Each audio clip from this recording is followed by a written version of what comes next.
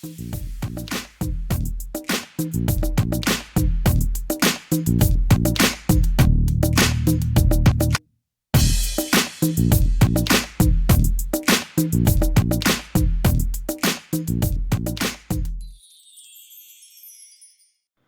escorbuto é uma das doenças mais antigas conhecidas. A sua primeira descrição precisa foi feita por Jean de Joinville em sua narração sobre a Cruzada de São Luís no Egito no século XVIII. Durante séculos, ele foi a principal causa de mortalidade entre marinheiros de navios de longo curso, ocorrendo a maior parte durante o inverno, quando frutas e vegetais frescos não se encontravam disponíveis. Os sintomas da doença são bem definidos. Os dentes perdem o suporte ósseo, amolecem, mexem e podem cair, tendo também a palidez cutânea e olhos fundos, dentre outros sintomas. Incapaz de se manter em pé, a pessoa morre de esgotamento ou de complicações respiratórias. Em 1593, os marinheiros de um navio inglês a caminho da Índia escaparam da doença porque seu capitão colocava diariamente na bebida de seus tripulantes algumas gotas de suco de limão.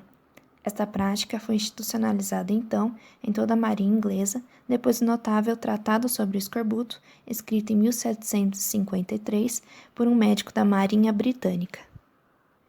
Saltando para o século XX, o conceito de uma vitamina anti-escorbútica foi postulado depois que bioquímicos noruegueses induziram o escorbuto em cobaias mediante a ingestão de uma dieta carente em carne e legumes frescos. A atividade anti-escorbútica foi isolada de limões in natura em 1921, a qual era facilmente destruída por oxidação e protegida por agentes redutores. Como os fatores de crescimento haviam sido chamados de A e B, a proposta de um inglês de chamar o fator anti-escorbútico de C foi aceita, o qual posteriormente tornou-se a vitamina C. Em 1933, dois químicos ingleses anunciaram a estrutura da vitamina C e sugeriram, então, a mudança de seu nome para ácido L-ascórbico, por inferência às suas propriedades anti-escorbúticas. No mesmo ano, um químico polonês e seus colaboradores publicaram as sínteses do ácido D-ascórbico e do ácido L-ascórbico, que, ainda hoje, formam a base da produção industrial de vitamina C. Ficou provado que o ácido L-ascórbico sintetizado possui as mesmas atividades biológicas da substância isolada de tecidos naturais.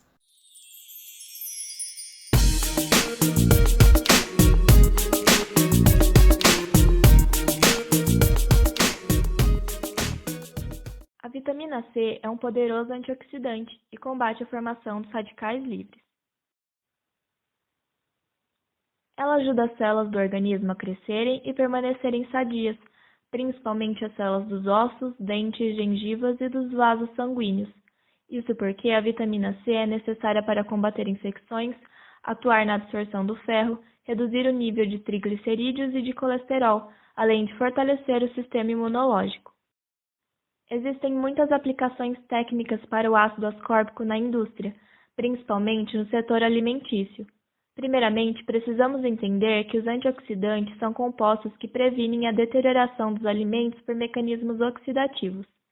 Essa oxidação pode ser causada por reações enzimáticas específicas, que levam à formação de pigmentos, tais como a melanina. O ácido ascórbico, por ser um antioxidante, inibe esse tipo de oxidação ao se ligar ao oxigênio livre. Dessa forma, a vitamina C é utilizada para preservar o aroma, a coloração, o sabor, a estabilidade do alimento e aumentar também sua data de validade, compensando assim perdas no processamento e armazenamento dos produtos industrializados. Existem diversas aplicações do ácido ascórbico na indústria alimentícia. Suas propriedades antioxidantes são exploradas no processamento de alimentos, representando cerca de 25% da produção total de ácido ascórbico. No setor de bebidas, com a parcela de 15% da produção total e 10% na formulação de ração animal, contrastando com as outras vitaminas, as quais possuem esse mercado como principal aplicação. Ainda, o ácido ascórbico pode ser aplicado na panificação, no setor de carnes, laticínios, frutas e vegetais.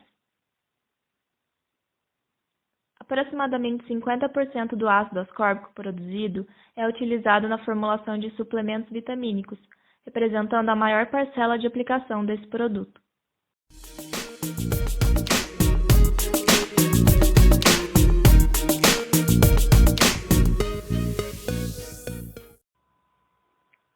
estimativas de 1997, foram produzidas cerca de 60 mil toneladas de ácido ascórbico por ano, movimentando um mercado de 60 milhões de dólares.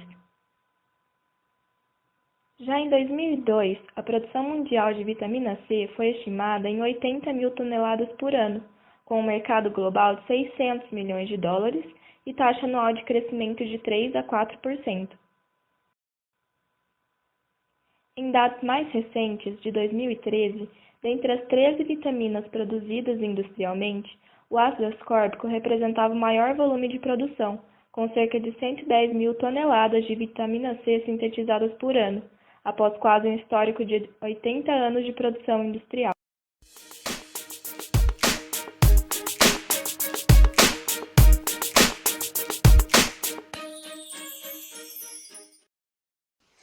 Dada a importância e a aplicação do ácido ascórbico, convém ressaltar que a sua produção pode ocorrer por 3 vias: síntese química, fermentativa ou por métodos mistos de ambos.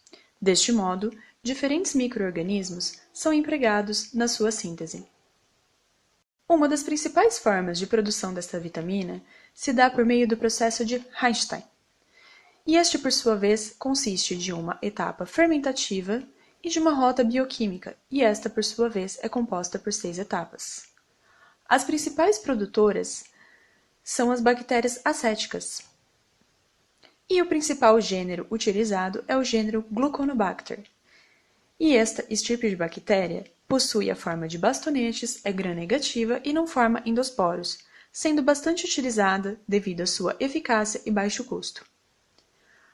A Gluconobacter oxidans é a principal espécie utilizada na etapa fermentativa do processo de Rankine, e esta, por sua vez, realiza a oxidação de desorbitol em L-sorbose. Entretanto, fatores econômicos têm gerado um substancial interesse na exploração da biotransformação microbiana, onde uma segunda etapa substitui parte das etapas da rota bioquímica presente no processo de Rankine, tendo o ácido 2-ceto-L-gulônico como intermediário-chave neste processo. Este método foi desenvolvido em 1969 por cientistas chineses, e este, por sua vez, é composto por uma cultura mista, contendo micro-organismos do gênero Acetobacter, Gluconobacter, Pseudomonas, Ervina e Corynebacterium. Diferentes sistemas de bioconversão têm sido propostos a partir de diferentes gêneros de bactérias, tais como a Gluconobacter oxidans, Corynebacterium, Ervinia citrus e Pseudomonas putida, como já dito anteriormente. Diferentes estudos relataram que esses gêneros de bactérias foram capazes de apresentar um rendimento teórico bastante considerável na produção do ácido ascórbico, principalmente quando se empregou a engenharia genética através de métodos de clonagem. Porém, nenhuma destas linhagens foi capaz de converter diretamente a D-glicose. Uma possível solução para isto consiste na utilização de leveduras. Na escala evolutiva, é sabido que as leveduras elas não sintetizam o ácido ascórbico. Entretanto, elas produzem um análogo a esta substância, o ácido D-eritoascórbico. Em presença de seus precursores, como a L-galactose, L-galactono, 1,4-lactona ou L-gulono, 1,4-lactona, as leveduras são capazes de sintetizar o ácido ascórbico. O análogo ácido D-eritoascórbico é bastante comum em espécies dos filos Ascomycota, Basidiomycota e Zygomycota, sugerindo que a síntese do mesmo evoluiu em um ancestral comum dos fungos. As principais linhagens utilizadas atualmente em pesquisas são Saccharomyces cerevisiae, que são capazes de converter a L-sorbose a L-galactose quando cultivada em meio contendo o substrato L-sorbose. Já a estirpe Cluveromyces lactis tem sido vista como uma alternativa atraente devido ao seu modelo metabólico. Esta linhagem foi transformada com a via de biossíntese de L-galactose proveniente da Arabidopsis thaliana. Tendo como resultado, esta levedura foi capaz de produzir altas quantidades de ácido ascórbico, utilizando as enzimas da via de produção do ácido D-eritoascórbico. Convém ressaltar que, para a utilização de leveduras, torna-se necessária a utilização de genes derivados de plantas, tal como a Arabidopsis thaliana. Isso se deve ao fato de que a vitamina C é naturalmente sintetizada pelas plantas, a partir de D-glicose por uma via de 10 etapas. E deste modo, a L-galactose torna-se um intermediário-chave para a biossíntese de L-ascórbico.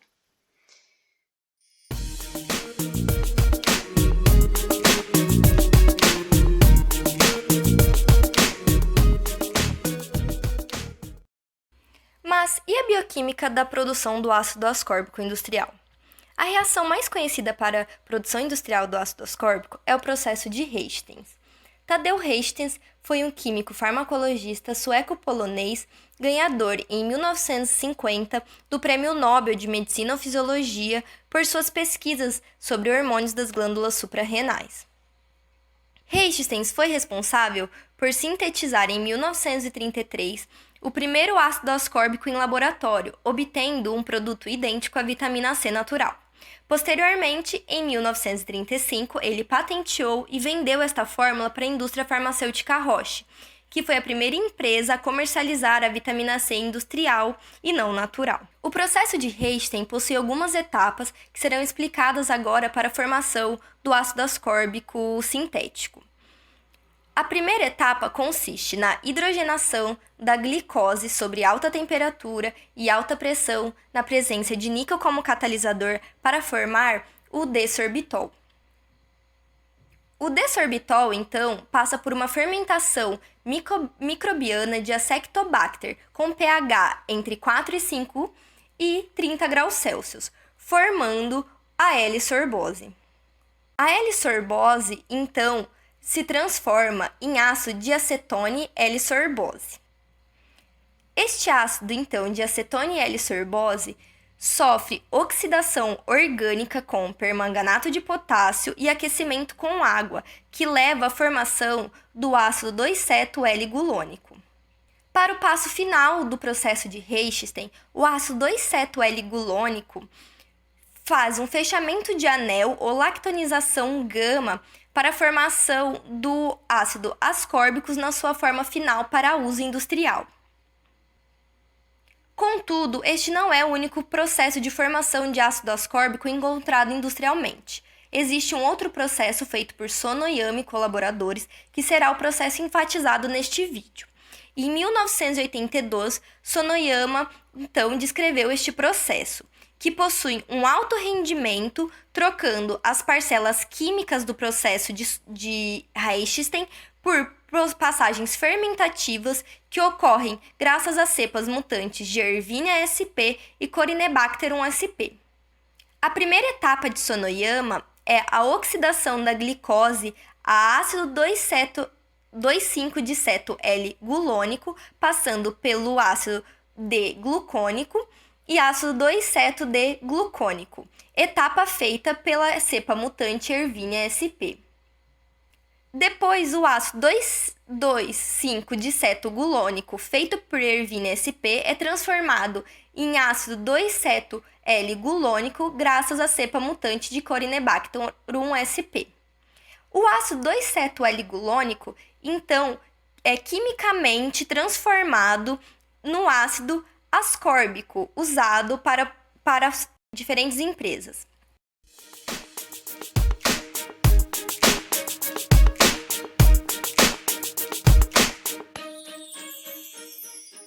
Como visto anteriormente, os processos industriais de produção do ácido ascórbico têm como base o processo de Hastings, mas contendo modificações das etapas. Em 1982, foi descrito o procedimento que compreende duas passagens fermentativas. Cada passagem utiliza uma cepa bacteriana diferente e é composta por 2 estágios de multiplicação e 1 de fermentação. Para a primeira etapa, empregou-se uma cepa mutante de Erwinia. A cepa é mantida e conservada no meio de manutenção, a 28 graus Celsius por 24 horas. O primeiro estágio de multiplicação consiste em agitar o meio inoculado com a cepa de Erwinia. Cada Erlenmeyer de 2 litros contém 600 ml desse meio e permanece em um shaker a 275 rpm por 20 horas. No segundo estágio de multiplicação, 420 litros de um meio de mesma composição do anterior são inoculados com o conteúdo de 5 Erlenmeyers do primeiro estágio em um fermentador de inox de 1.000 litros, onde tudo é mantido em agitação e aeração controladas por 10 horas a 28 graus Celsius. A fermentação propriamente dita da primeira etapa é realizada em fermentador de inox de capacidade de 10.000 litros, contendo inicialmente 1.860 litros de mosto, e a inoculação se faz com 420 litros de meio do segundo estágio. O pH foi mantido a 6,8, e da terceira à 15ª hora adicionam-se 1.920 litros de uma solução estéril, contendo 1.152 kg de glicose, que será o substrato para a formação do ácido ascórbico. Para a segunda passagem, usou-se a cepa bacteriana Dicorynebacterium, que é mantida no meio de cultura de manutenção e incubada a 28 graus Celsius por 40 horas. O primeiro estágio de multiplicação dessa segunda etapa consiste em inocular a cepa Dicorynebacterium em 600 ml de meio. O pH foi ajustado para 7.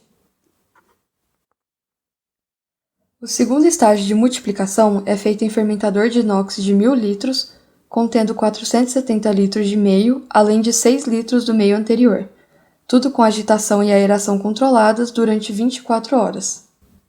A fermentação propriamente dita é realizada em fermentador de inox de 10.000 litros, contendo 4.230 litros de meio, além de 470 litros de inóculo com o fermentado anterior, durante 66 horas. Após as primeiras 16 horas, adiciona-se 1 grama de nitrato de sódio por litro de meio. A partir da 18ª até a 66ª hora, adicionam-se 2.730 litros do produto da primeira etapa de fermentação realizada com ervínia. A transformação em 2,ceto-L-gluonato de cálcio nos dá uma eficiência de 92%. Posteriormente, o 2,ceto-L-gluonato de cálcio é convertido em 2,ceto-L-gluonato, mais conhecido como 2-KGa. O 2-KGa, após o processo de purificação que nós veremos em seguida, passa por esterificação com metanol, obtendo-se o metil 2-KGa, e após o tratamento com metóxido de sódio em metanol seguido por acidificação, produz finalmente o ácido ascórbico. Por fim, o rendimento em ácido ascórbico é de 86% a partir do total de glicose consumida.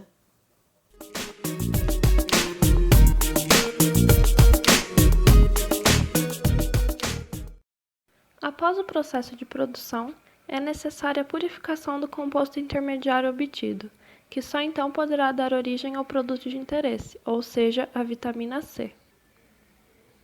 O produto dessas oxidações é o ácido 2-ceto-L-gulônico, ou 2-KGa.